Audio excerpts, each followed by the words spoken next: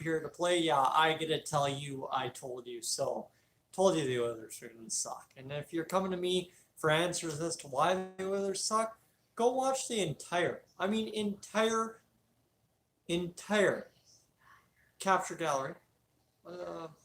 Entire, what's that word I'm looking for? Archive. The entire archive of the 2018-2019 season for the Oilers, back, my first year covering the Oilers. Go watch any one of those videos.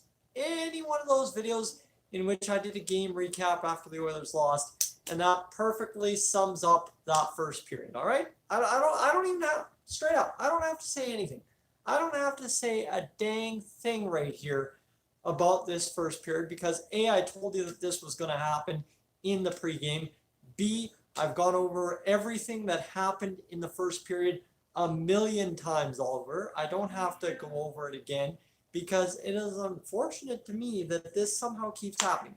And here's the problem. Here's the problem. You can say, well, this, well, that, well, this, right? We've talked about we need a new third line center. We've now been through 3 of them in the past 3 years. Makes no difference. You talk about getting a right-hand shot defenseman on the power play. Makes no difference. You talk about finding elite players for Connor McDavid to play with. Nugent Hopkins, yes, Puljujärvi former, number 4 overall pick.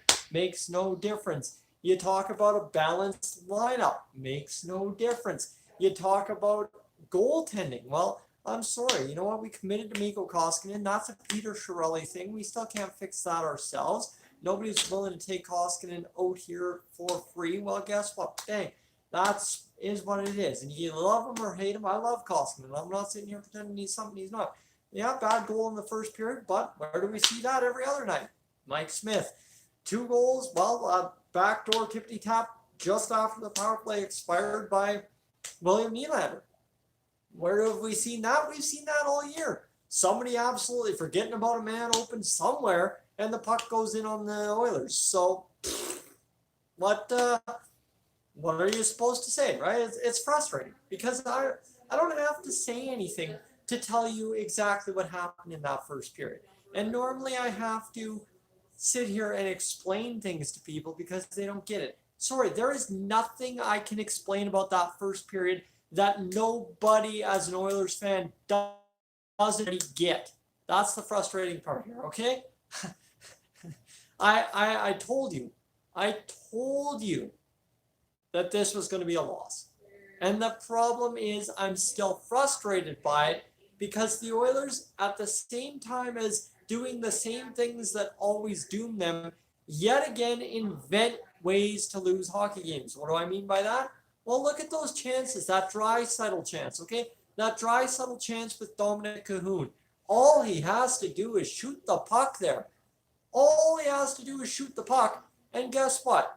Bang, done, dusted, back of the net. Instead, Leon Draisaitl passes it over to Dominic Cahoon. Freddie Anderson's like, dude, you just made my night. That's the easiest save all game. And it is absolutely the easiest save all game for Freddie Anderson. That 2-on-1 Draisaitl to Cahoon. The backdoor play, throw back in front by Cahoon. Yeah, you can say, you know what, Draisaitl should have had that one. That's hockey. Those are going to miss just as often as they're going to go in.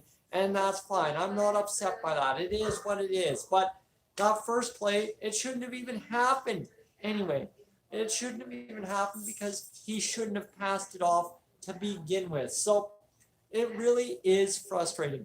It's really frustrating that, you know what, you have coaching staff after coaching staff after coaching staff making the same mistakes, allowing the team to play the same mistakes, allowing the same things to happen game in, game out.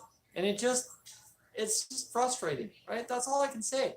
It's because no matter what you do as an Oilers fan, no matter what you say, right? I say the Oilers are going to lose, and here we go. Here's the thing. We're down 2-0. It's an ugly period, and guess what? All in, guess what? The Oilers probably win this one 4-2 if I'm negative through 2 periods. 100%. That's the way it goes. So here's the thing. And, okay, I have not responded to any comments in the chat yet, because that just doesn't work so well on the phone. But I'm going to tell you, firing Tippett, it makes no difference. How many coaches do we have to go through? How many coaches? How many coaches do we have to go through before we realize that it is almost like Rogers Place is an impossible place to play hockey as the home team. I'm not talking as the away team. Away teams have a lot of success at Rogers Place, but nobody has less success. I don't think, somebody give me a stat on it. I don't think anybody has less success at Rogers Place than the Edmonton Oilers since Rogers Place opened.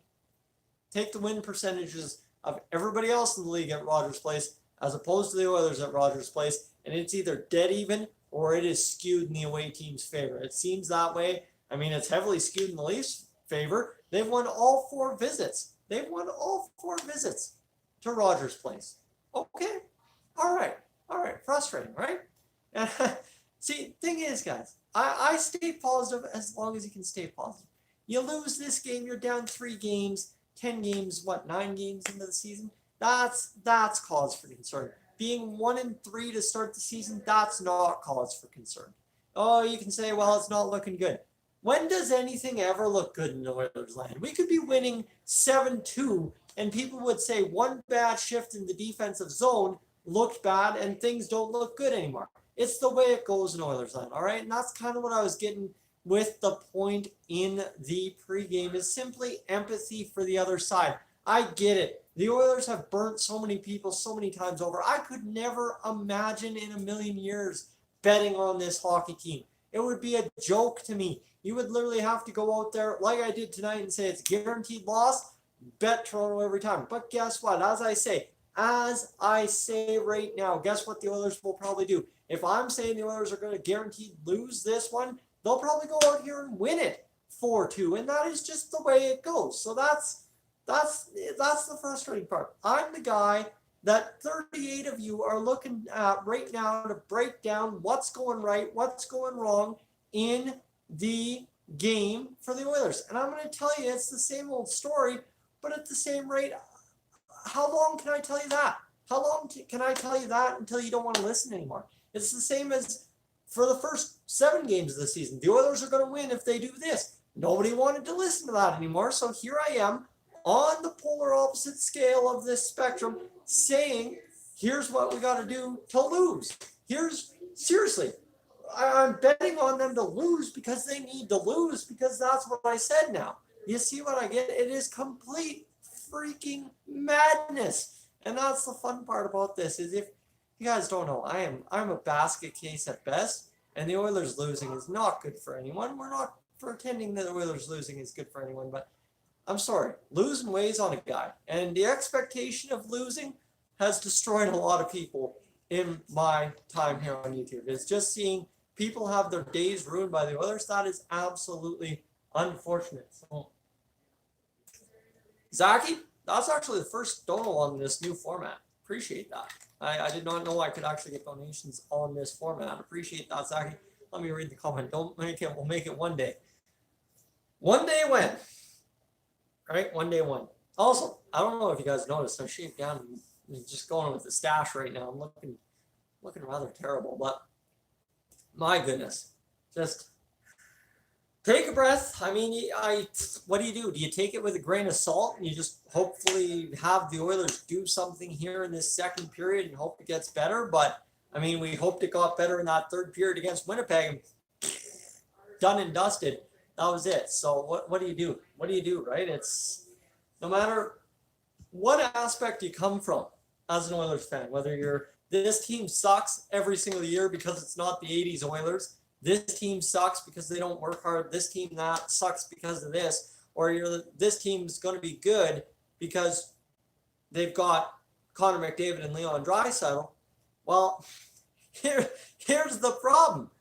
Here's the problem is we're all wrong and right at the same exact time, because no matter what happens, this Oilers team goes out there and proves everything true at once. The Oilers are a great team because of Connor McDavid and Leon Draisaitl. But that's the only reason they're great. Everything else sucks. And even the time Connor McDavid and Leon Draisaitl sucks most nights. So, like, you look at some of the plays Connor's had tonight. They've had, Connor's had some plays just dumb plays, right? Is just take it to the net and make nothing of it, skate and go. They're just watching him skate through the neutral zone. What? Like, there is no urgency. No urgency. But here's the thing, right? We can hope Tippett does something, but here's the problem. Is if the players aren't showing up for Dave Tippett, they didn't show up for Ken Hitchcock. They didn't show up for Todd McClellan. They didn't show up for. You see the pattern here? I can name every coach from years past. And right, all the way since Craig McTavish had a magical run to the 2006 Stanley Cup final, players have not shown up for the coach. So what's the problem here? Is it the coach? Well, when you go through 12 coaches in 10 years, 12, 15 years, probably not the coach's fault. Don't forget Todd Nelson was an Oilers head coach at one time. Right? Like, that's the problem. Is the frustrating part for me is everybody comes here to Dolly TV to get the plays broken down, to get the analysis, get the fan perspective. But at some point, I run out of things to say negative or positive. Right? Is you can go negative all day. And unfortunately, you know what? It can't all be bad. If it was all bad, the Oilers would have to forfeit the season. If it was all bad, right? If you couldn't, it'd be a disaster. But the Oilers still win hockey games. No matter how bad the Oilers are, they don't go 0-82. Now, if the Oilers went 0-82, well, then we could just talk about being negative all season. But, right, that's the frustrating part here is to start the year, the Oilers have put in mind-boggling performances that are the exact same thing as always. So, ladies and gentlemen, before we head out here to start the next period, we've got about 2 minutes before the hockey game gets back underway. What I want to tell you is if you can leave a like on the stream and go check out that guaranteed loss video pregame during the commercial breaks, that'd be greatly appreciated. As well, if you're trying to understand me a lot better, kind of see where this Tyson comes around from, my Bell Let's Talk video, and don't forget to use hashtag Bell Let's Talk today. So, my goodness, it's just craziness. And here's the problem, right? Is changing leadership. That's great, but how have other captains worked before? Andrew Ferentz didn't work worth a dang. No captain in the past 10 years since Jason Smith has been worth anything. Nobody's been worth anything. So Ethan Morrow, I'm sorry, I got to work. And he is the butt end of every joke Calgary fans, Flame fans make when it comes to crappy Edmonton Oilers. And that guy was a captain. So, right? Well, what do? Ladies and gentlemen, that is your first period update. Hopefully, I have something different to say other than the same old story in the third or second intermission.